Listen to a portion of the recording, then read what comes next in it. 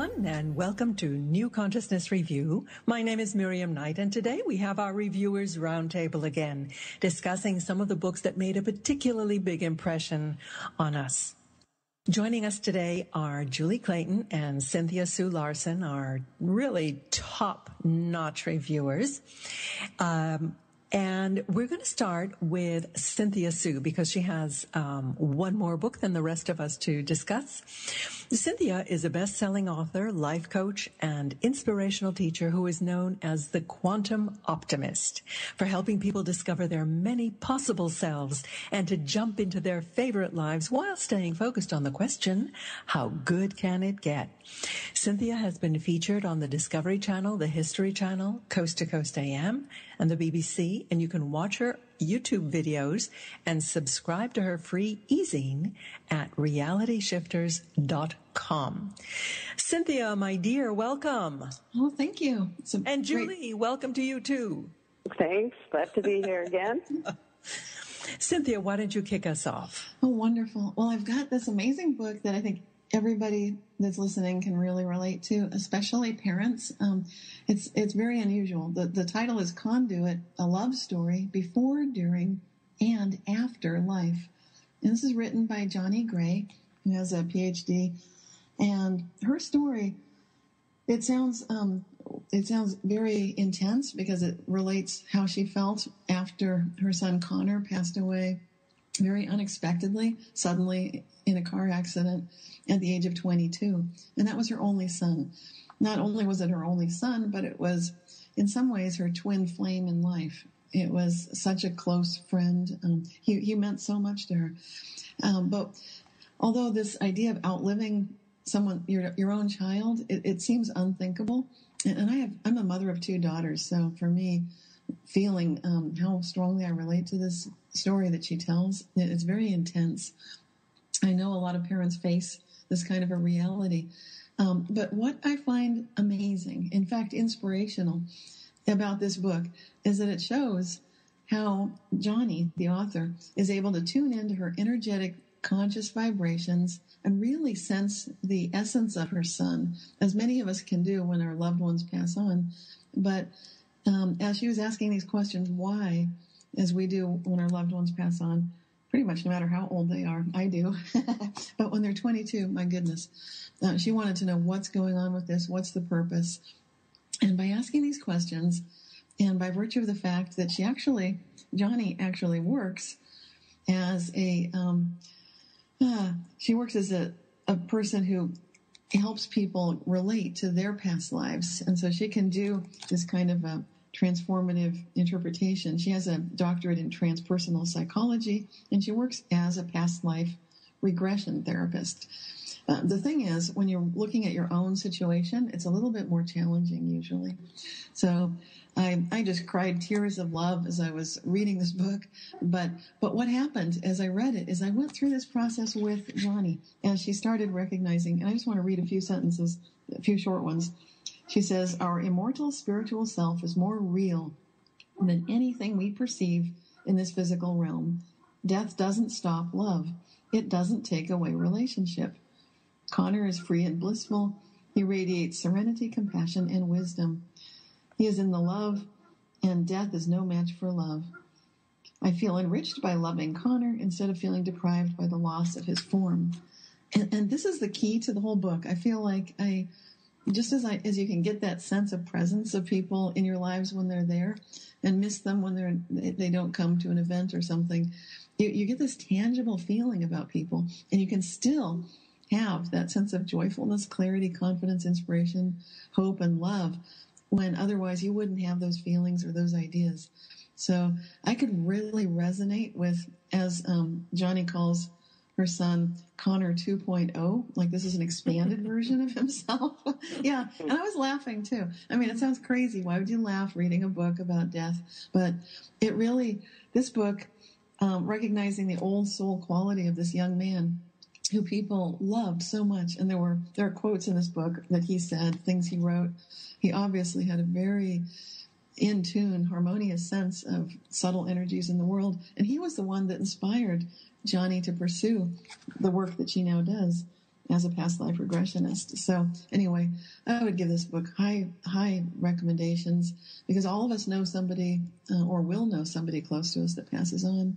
And I think just getting to that level of recognizing that there's so much more, that you can keep talking about people as in present tense, because there's that essence of them that's still with us. You know, for someone who has lost a child, there's obviously nothing more devastating, but there's also nothing more, I guess, renewing of your will to live and go on, renewing of your love of life, than knowing that the connection with your child persists, and that and your child not only persists, is living, but is living and still growing. We've had so many books of this genre.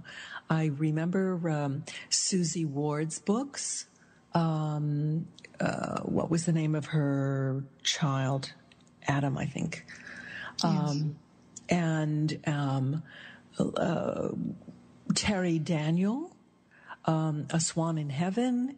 I mean, there just been a slew of these books.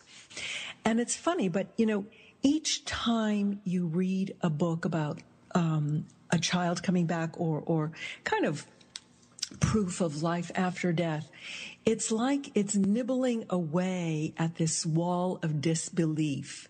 You don't read one book and you suddenly say, okay, I believe. Right. You have to hear the message over and over again. In fact, it's interesting. Terry Daniel, who wrote A Swan in Heaven, is the organizer of something called the Afterlife Awareness Conference, which started out as a parents' support group for parents who have lost their children. And it's developed into this whole afterlife awareness environment. And really, if you know without a shadow of a doubt that life persists, how would you live your life differently now? Right. Yeah, I'm so glad you mentioned that, because I think when people know there's something they can do actively, because it overcomes that paralysis that can occur. And when you're familiar with the idea of after-death communications, such as the Guggenheimers talk about in their book, I think that by the same name, after-death communications, ADCs, then you recognize different ways you can keep that line of communication open. It doesn't have to be the end when someone dies or passes on. Indeed. And there was this wonderful therapist, whose name will come back to me in a moment, who wrote a book about dealing with PTSD using past life regression, or actually he's calling it past life communication, right, where the subjects went into a communication with the people in their lives who had traumatized them. It was either in the context of childhood abuse or in the context of war. And actually being able to have this communication relieved the trauma that they were carrying with them every single day. So this whole area of past life regression, past life communication, is just a wonderful development that's, I believe, going mainstream. Yeah, I'm glad it is, too, because it seems like, as you say, it helps people live a lighter, happier, more joyful life rather than being consumed by sadness and depression that could happen otherwise. Yeah. Okay, Julie, what have you got for us? I have a book called The Nature of Reality, Akashic Guidance for Understanding Life and Its Purpose. And it is by Aingeal Rose O'Grady. I love the name. And listeners may actually be aware of Aingeal. She has written several books about Akashic guidance. What I really loved about this book, well, first of all, let me back up a little bit and say what Akashic means. It's a Sanskrit word meaning literally ether, and what it implies is a spiritual plane or a substance where the entire history, of the life of the cosmos, and the knowledge of all human experience is recorded and kept. And many authors have written about the Akashic field, the Akashic library. It's called the library. It was derived from Hindu philosophy and became more popularized in the 19th century Theosophical movement. So there is this belief that there is this library where all human experience is recorded, and that we can access that library. And we all have access to it. However, the level or degree of our consciousness, meaning self-awareness, determines how well we can access that, or how easily or readily.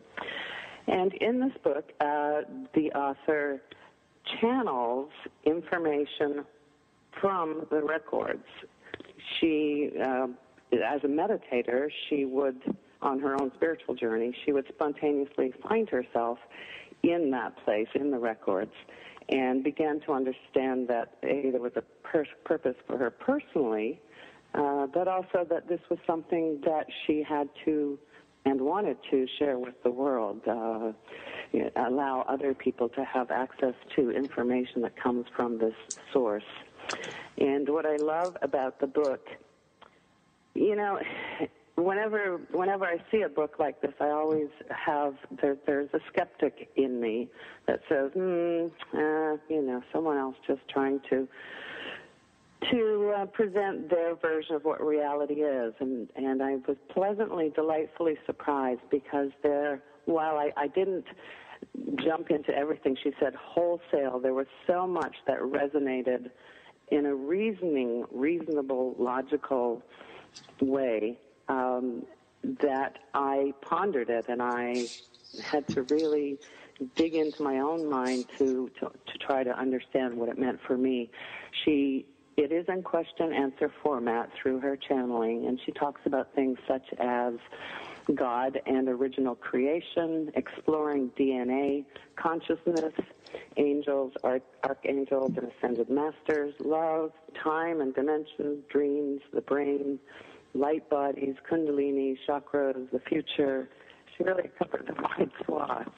And I would strongly encourage people to, especially if they're like me and start off with that little bit of a skepticism, to read this book and digest the insight and wisdom that is contained within it to further our own personal understanding of it. This book actually came out in November of last year.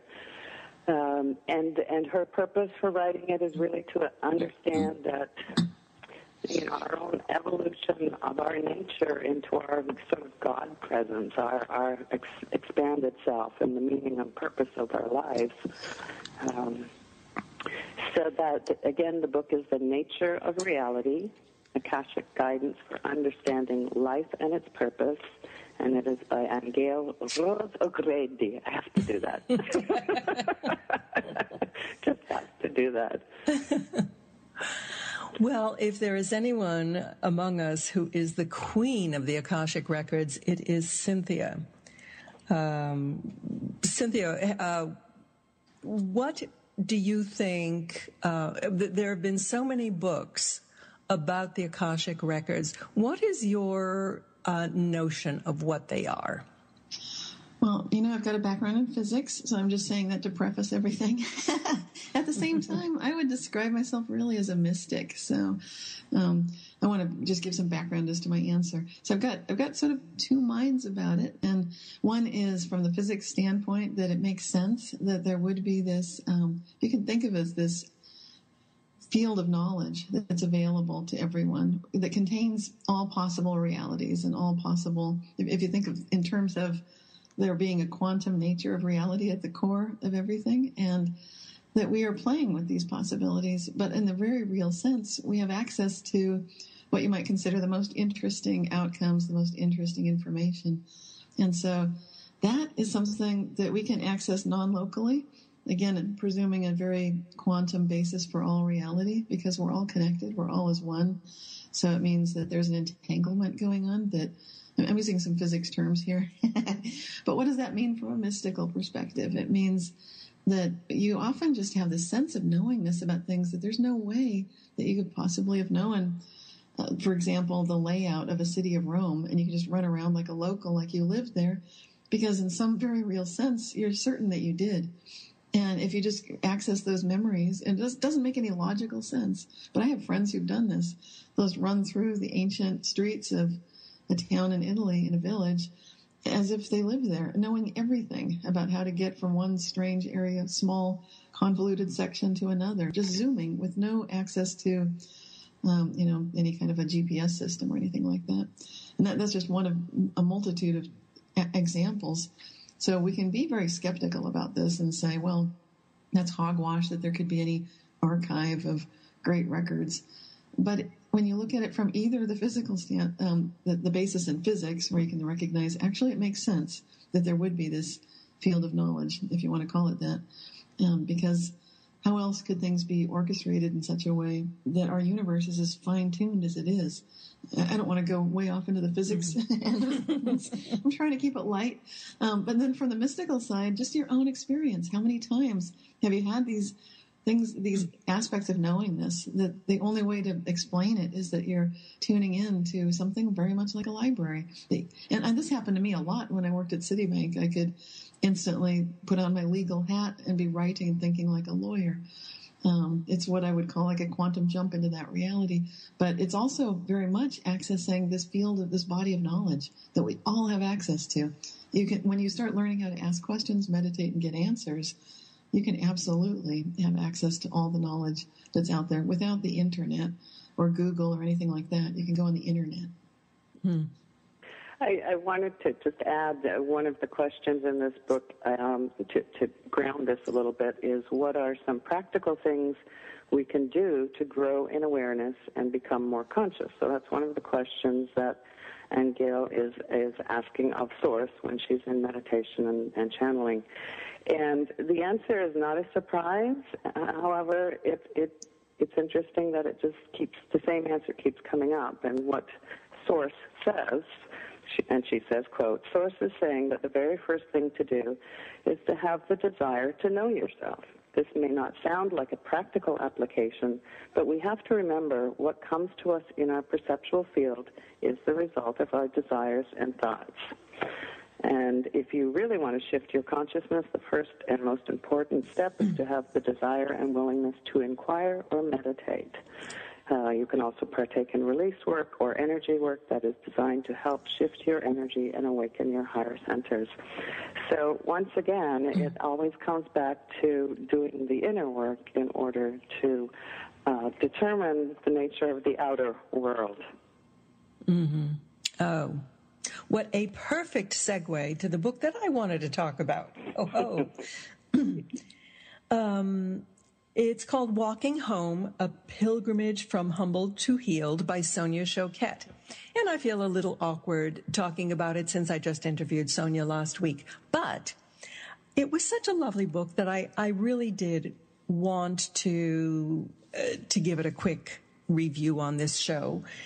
And it's a great follow-on to what you were just saying, Julia, because the only way that you can get through the issues that cause your life to implode, like with Sonia, they just caused her life to fall apart. Her dad died, her brother died, her marriage broke up, and she was wondering, who am I? This is a question that so many people who ostensibly have it all together are asking themselves, okay, I've gotten this far. Do I really know who I am? Am I really living my purpose? In the case of Sonia, yes, she was living her purpose, but why wasn't she happy? What was preventing her from feeling that joy that she was teaching all of her clients, all of her students about? And she had to walk the Camino de Santiago. I mean, she walked something like 500 kilometers, totally trashed her feet. But little by little, just the kind of meditation of walking in nature, plodding on mile after mile with only the universe for company, just peeled off the layers of protection that she had placed over herself. And she was able to go back into her relationship with her father, with her mother, with her significant others, and see what the dynamic was, where she was wounded, where she was carrying these wounds into her present interactions with other people. And when you say you have to do the work, there really is no getting away from it. You have to look at yourself in the most clear-eyed way and see where your reactions are not really justified by the situation, where they're coming from, the past hurts, the past disappointments that have put up this wall of protection around you, so you feel that you need to react and protect yourself. So, you don't necessarily have to walk 500 miles and trash your feet. You don't have to go to a pilgrimage across the Pyrenees, but you do have to connect in with who you really are, and meditation is probably the best way to do it. So that was Walking Home by Sonia Choquette. I think, too, Miriam, you know, we have read many stories of people who walk the Camino, do that pilgrimage, and have similar experiences. And it's as much as you're right, I mean, one doesn't have to go to such extremes, perhaps. But what does, I think, have to happen is the commitment, that same level of commitment in our daily life, if we really want to get into the deep layers of our inner space. The commitment to it has to be, not has to be, wants to be that fulfilling, that intense, that, you know, straightforward. Yeah, consuming. Because it's so easy in our day-to-day lives to not allow that to come into our space.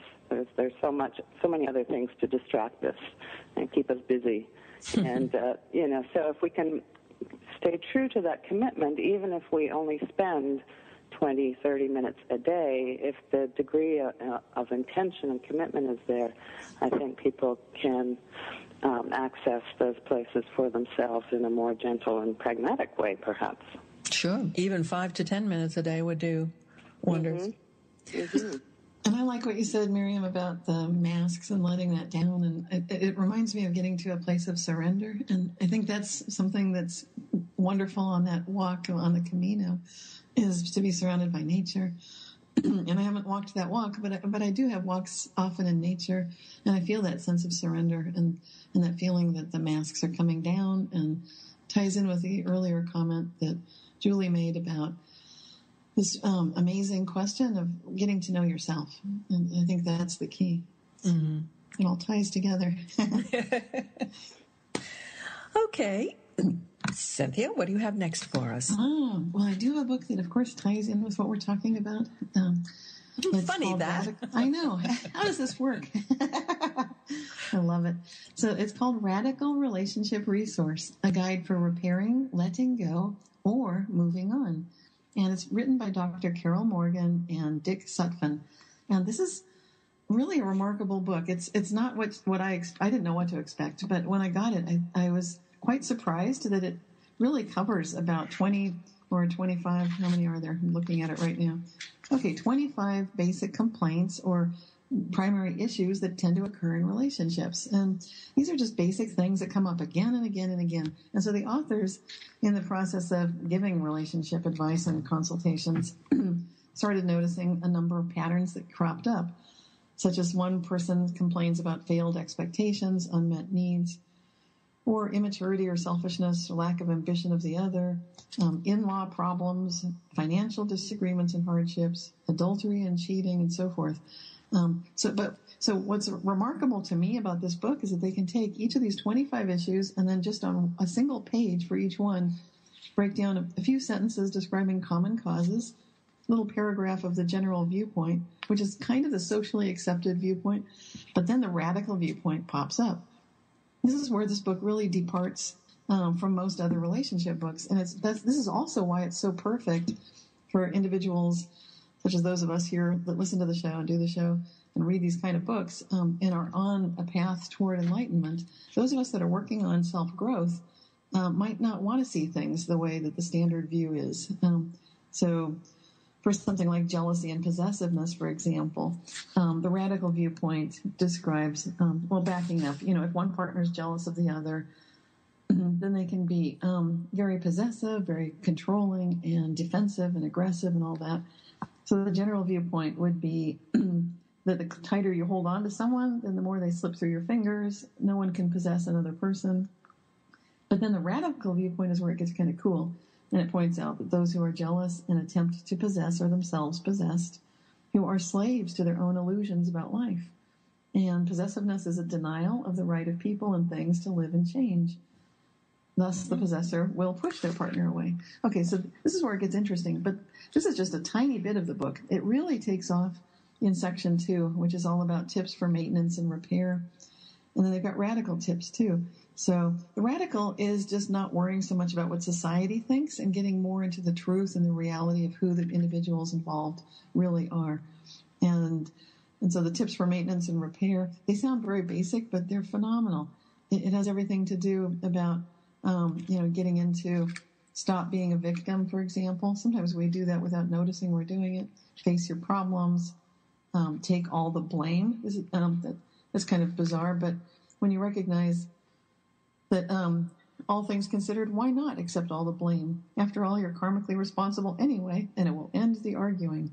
We're all working toward enlightenment, is what it says, and it goes on. So these are radical tips for sure. And then the end of the book gets really radical, and it goes into things that I think are super cool, such as making contact with your future self and using automatic writing to find answers. And then some things that are kind of common, like write a thank you letter to the universe. And some things that are not so common, such as take a lover. So, I mean, this book is really, it's something else again. I've never seen anything quite like it. And actually, I love it. Another part that I love is when things fall apart and completely collapse, how to go with the flow, get into that state of grace after the breakup and the breakdown, and learn from the mistakes that you've gone through. Learn not to compromise on things you shouldn't compromise on. Find your passion and desire again, and so forth. So this is way more than you'd expect in such a short book. I mean, considering everything that I've just talked about, this book is only a couple hundred pages long, so you can definitely tuck it in a small bag and take it with you. It's quite amazing.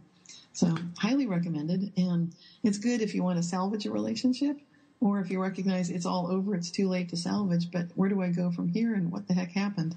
It is perfect for all those reasons. Cool. And that's Radical Relationship Resource by Dr. Carol Morgan and Dick Sutphen. It reminds me of raising your children. You invest so much time and energy into showing them how to conform to society and to sublimate their desires, sublimate their personalities to what society expects from them. And, if we knew then what we know now as adults, I know I would have raised my children very differently. So that's interesting. Yeah, you gotta go a little farther than that. Tell us, because people are listening. It's not too late. No, I mean, it's what Don Miguel Ruiz calls domestication. You domesticate your children into understanding what society expects from them in their behavior. Yes, they have to learn how to get along in society, how not to ruffle feathers, but sometimes feathers need to be ruffled. And the delicate balancing act is how to raise children who are capable of functioning within societal norms, but who have not lost that spark of divine connection, who have not lost that sense of themselves as creators, haven't lost the light, the fire in their eyes that they had when they were small children. Yeah, I love that. And that ease of making friends, do you remember that? You could just look at someone like, do you want to be my friend? And they'd say, yes. I would love to see adults do that. Yeah. Where did that go? Okay. Julie, what have you got next? I have a book that actually has not been released yet. It's coming out in November of this year. And it is called Guided, A True Story.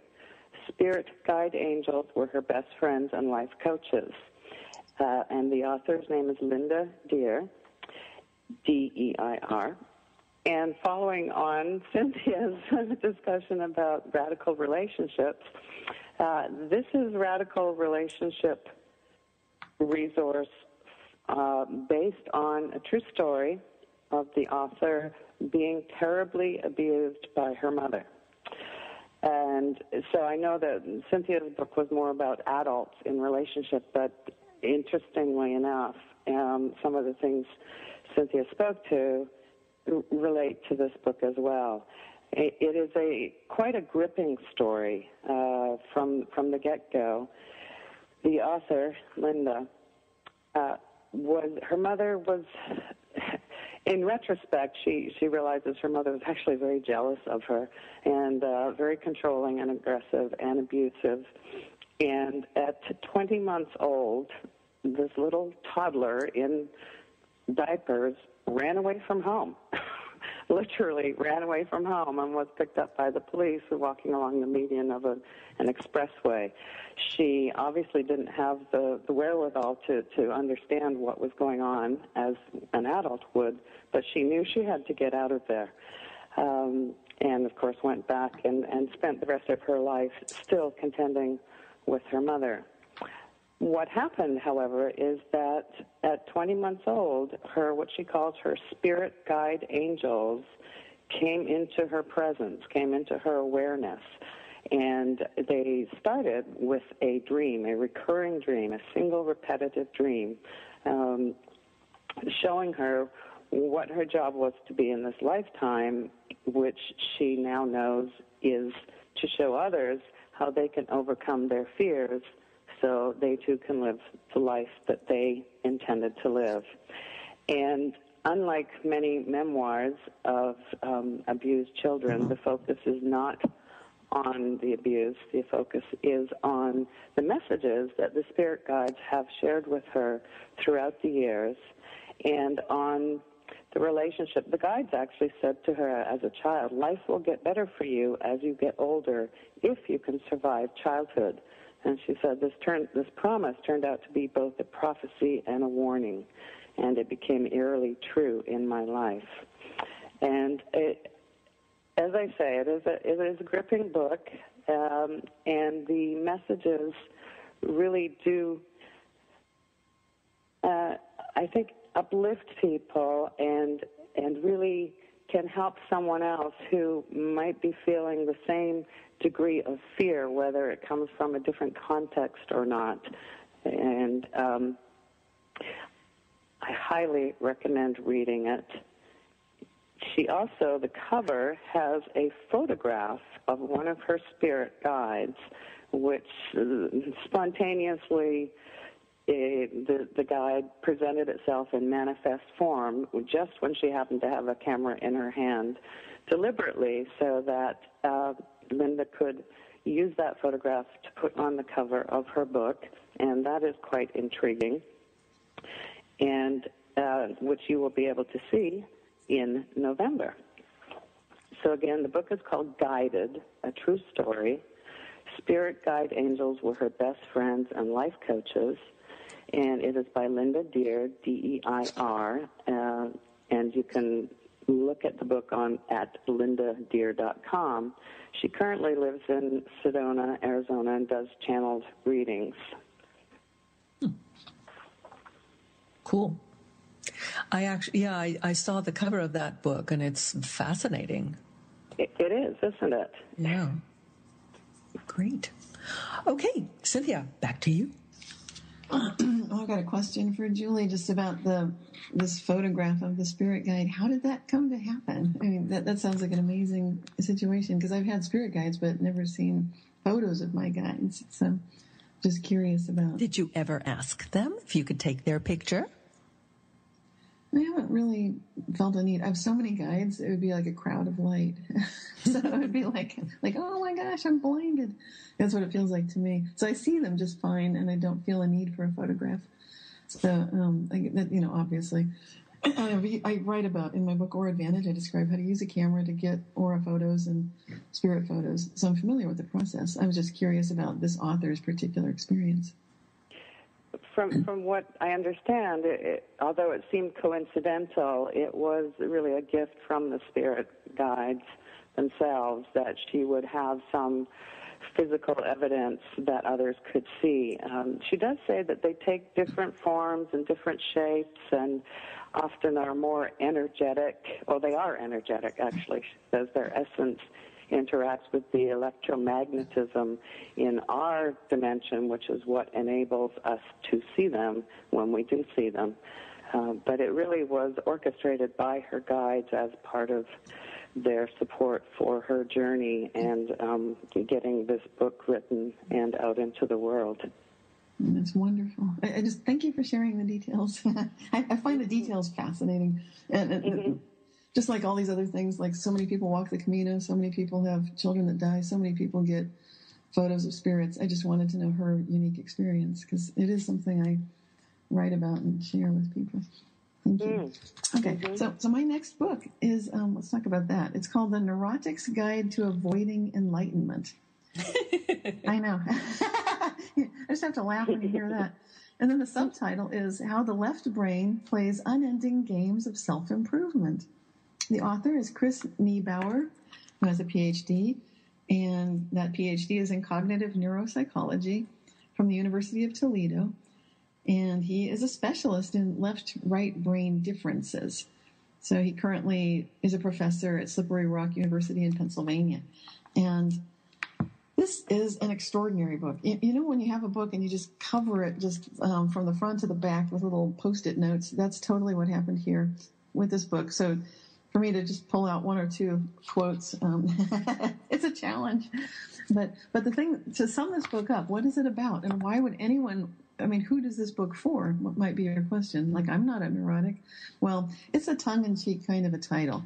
And so the idea is that many of us, when we get into our sort of a left brain rational state of mind where we separate things into things and we describe them, and we're so much into the whatness of things, we lose the howness, we lose the beingness. And this is a book about how that happens and why it occurs and how we can start enjoying that journey of life where you look out the window of the car or look out the window of your train or bus and just enjoy the scenery. So much better by being present and being in a state of beingness rather than if you're constantly asking, are we there yet? You know, and this is, you know, parents will understand that one because when you're driving with kids, are we there yet? Are we there yet? Are we there yet? Boy, it can drive you nuts. But yet, this is what our left brain often does to us on that journey of life. Are we there yet? Do we have the promotion yet? Are we there yet? You know, is the person I'm dating going to propose marriage to me? You know, are we there yet? It's sort of that question. And this is my take on the book. He doesn't actually bring up the how are we there yet. Instead, this book is filled with wonderful little visual kind of games, if you will, or illusions to show how we tend to assume things about the way our mind and our brain works that's not really true to the way consciousness really operates. So this book blends science and mysticism, which I totally love, and points out that the idea of science is not at odds with mysticism, but instead, and I would agree with that, because you can't make the awareness of space into a thing. And this is what the author, I'm actually reading a quote from the book right now, page 96, and it says, science mostly deals with things, much like being able to see for yourself that two circles are the same size in a given optical illusion, or that two lines are parallel. There will be no need to argue about the nature of these experiences. During these states of consciousness, one sees how things are perfect just the way they are, which is the deeper understanding. The efforts, needs, and goals of the egoic mind become secondary, even if they take up more conscious time. So this, I think the key to the magic in this book comes from really experiencing the sense of playfulness that naturally arises when you think beyond dualities between, instead of right and wrong and all that black and white. And you get free from all kinds of categories entirely. And so if you're wondering how on earth can a book on consciousness sidestep categories, then think of that Zen koan where the Zen master asks the student to imagine the sound of one hand clapping. There's a long tradition in Eastern philosophy of recognizing the complementary role of nothingness to somethingness. It shows up in the yin-yang symbols. It's part of every aspect of Eastern art, literature, philosophy, and thought. And then in the West, there's this common assumption that to be conscious, which literally means to know with, that implies a self, and that being conscious is to be a self that knows. This is the beginning of duality. And for me, it's a big deal when I read books on consciousness, is how do the authors deal with this idea of duality versus non-duality, this holism. And so this is a non-dual exploration of consciousness in this book. And I love the way this book points out right from the start that psychology is dead in the sense that psychology has overlooked the role of the interpreter. It's presuming that all that need be examined in order to understand consciousness is part of the mind and brain that reasons, analyzes, and makes sequential choices. But what's brilliant about this book is that this shows there's a category error of epic proportion when we presume that by studying that which reasons and categorizes, we are seeing all of consciousness there is. So it's kind of like a mapping error, like the way that you might look for your lost keys under the street light. It's the only place bright enough to look. And so another way to view all of this how-ness versus what-ness is that people who live by the how-ness of living, if you've ever watched Star Trek, this book brings up the example of Captain Kirk, and he just does things by gut feeling, by the how-ness of it, whereas Spock is struggling along and doing the left brain what-ness. And often that how-ness approach is brilliant because it accesses levels of integrated holistic consciousness which far surpass anything any individual ego personality could possibly handle. So this is a brilliant book. Yeah, I love it. The Neurotic's Guide to Avoiding Enlightenment by Chris Niebauer, PhD. Very good. Julie, what do you need to wrap up fairly quickly? Yep. Okay. So to wrap up, I have a twofer. Well, not wrap up, but present fairly quickly. To wrap up for me, I have a twofer. And when I say that, I have two perpetual calendar books, meaning they have 365 easy to digest wisdoms, convenient day-by-day format wisdoms. One is by Tama, Kieves, and it is called A Year Without Fear, 365 Days of Magnificence. And Tama Kieves, people may recognize the name. Her previous well-received book was called Inspired and Unstoppable, and I think Lamisha Surf, one of our other reviewers, talked about it on a previous roundtable. And so Tama actually left a successful career as a lawyer to devote her life to teaching success strategies. So she sort of is a model. She walks her talk. And again, it is a perpetual calendar, and each day has words of wisdom about success and overcoming fear, not bump in the night fear, but fear from the things that keeps us from believing in ourselves and knowing our goals and achieving our goals and so forth. The other is called Prosperity Every Day, a daily companion on your journey to greater wealth and happiness. And this is by Julia Cameron, also well known. She's been an active artist for 30 years. And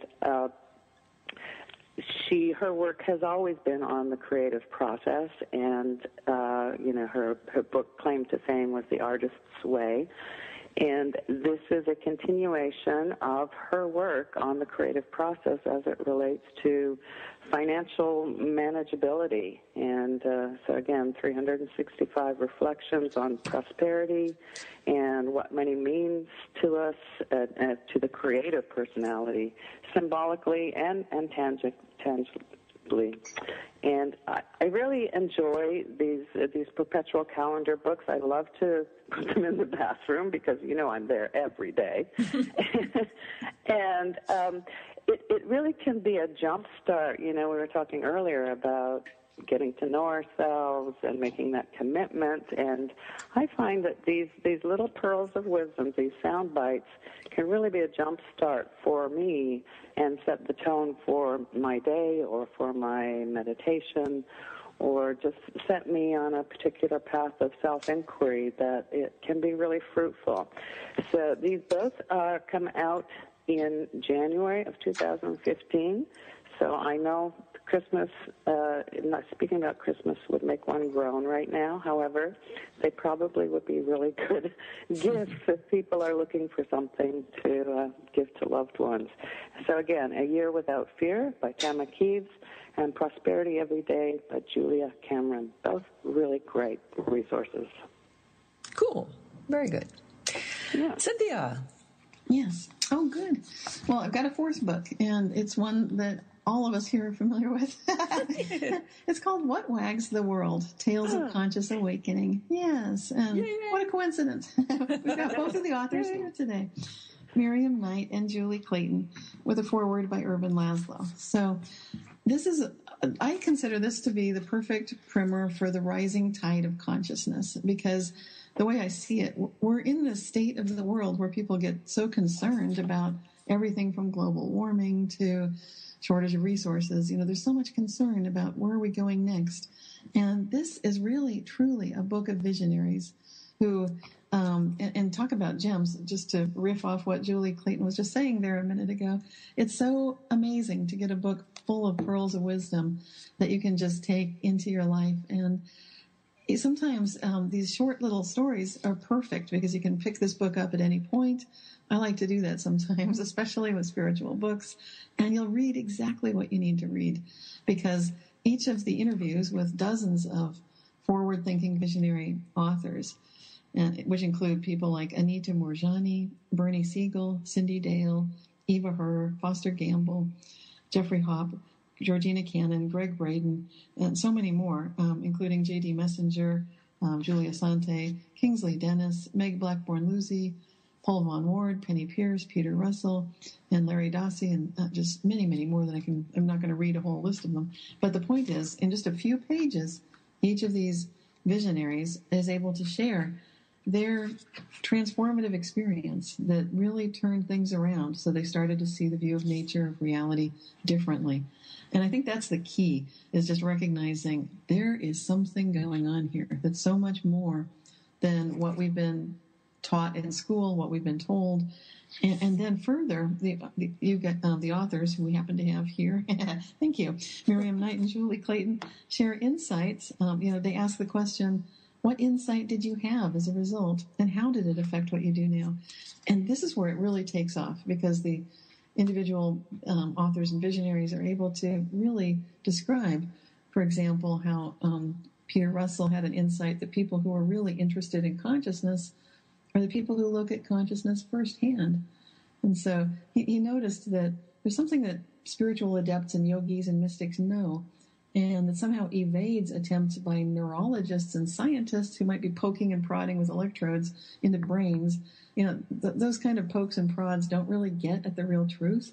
And so Russell noticed that all the problems that we have faced, whether it's personal or social or ecological, come back to human consciousness. So that's an example from the book. And then each little section wraps up with their message, which is just the gems, those little pearls of wisdom that they'd like to share with the reader.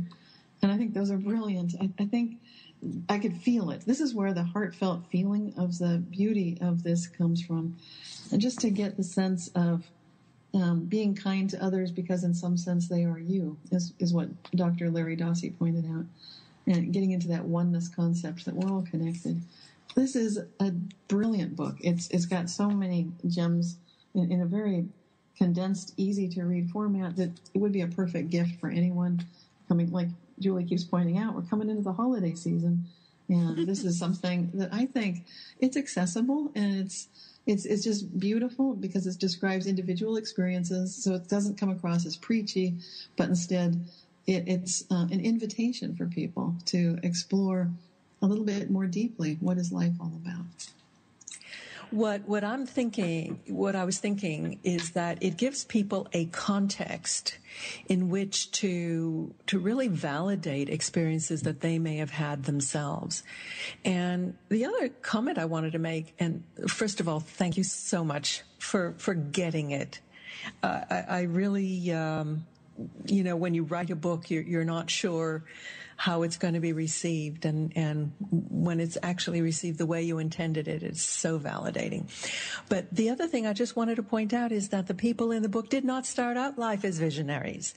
They started out life as doctors, as engineers, as military people who had absolutely no particular spiritual orientation. And somehow the universe knocked on their door and spoke to them in a way that just blew open their consciousness, that awakened them. And that's why we call it Tales of Conscious Awakening. And this gets to my idea of this rising tide of consciousness that's happening right now. So I don't know if you agree with me or disagree, but certainly from the readers that come to my website and share stories about reality shifts, quantum jumps, that kind of thing, synchronicities, healings, more and more people are starting to recognize these are normal things. And so it's just I love this book, What Wags the World, because just like you say, Miriam, these people did not start off as yogi from birth, They weren't like the wise Buddha baby that always said exactly the right thing. These are regular, everyday people who reached a pivotal turning point, a transformation in their lives, where they really started to see there's something much bigger going on. And I think that is the invitation. So readers can read it and feel safe, just exploring that journey. It's sort of an armchair exploration of all these different amazing journeys that people have had. And so it then hopefully could inspire people to maybe get a little bolder about sharing or going further in their own journey to find out who they really are. Julie, you have 1 minute for a comment. Okay, 1 minute for comment. A plug. I am doing a plug for New Consciousness Review. So for all the listeners who are interested in these books and other books, we want reviewers. We want you. If you want to get some fabulous books, often ahead of their publication, and love to write and would like to write some reviews for us, please go to our website and get in touch with us. We would love to have you join the team. Or you can even just email Julie directly at reviews@ncreview.com. We'd love to hear from you. Yeah. Everybody and his auntie is now writing a book about amazing experiences they've had. So in order to do justice to these books, we need your help, please. Well, next week, our guest is going to be Adam Hall, talking about a fascinating awakening memoir called Earthkeeper. Absolutely amazing book. I can't put it down. And I really want to thank Julie and Cynthia for their fantastic insights.